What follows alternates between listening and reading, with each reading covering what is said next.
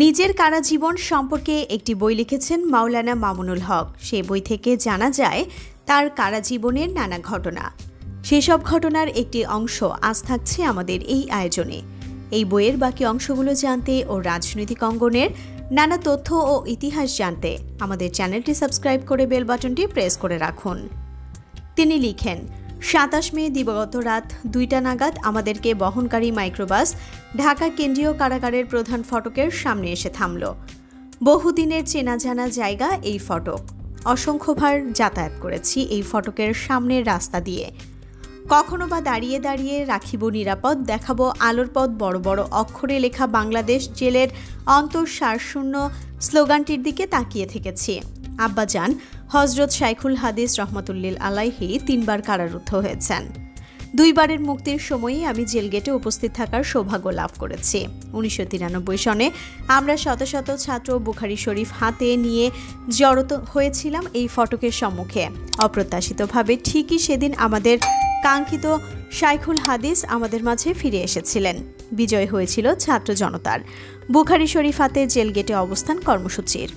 আর একবার ২০০১ সালে আওয়ামী দুঃশাসনের শৃঙ্খল ভেঙে আল্লাহু আকবর, দিন ইসলাম জিন্দাবাদ স্লোগান দিতে দিতে বীর দর্পে বেরিয়ে এসেছিলেন লাখো তাওহিদি জনতার প্রাণপ্রিয় রাহবার শাইখুল হাদিস।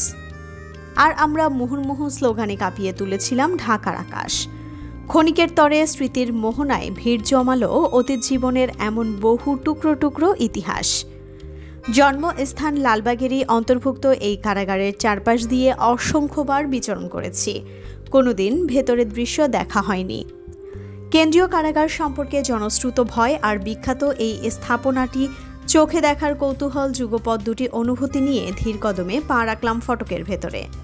একজন কারারক্ষী দেহ তল্লাশি করল। পাঞ্জাবির পকেটে সযত্নে রক্ষিত খুলনা কারাগার থাকতে লেখা ২ পৃষ্ঠার কারা জীবনের অনুভূতি আর প্রিয় এক বন্ধুর দেয়া ৩টি চিরকুট চিঠি নিয়ে ছুঁড়ে ফেলে দিল।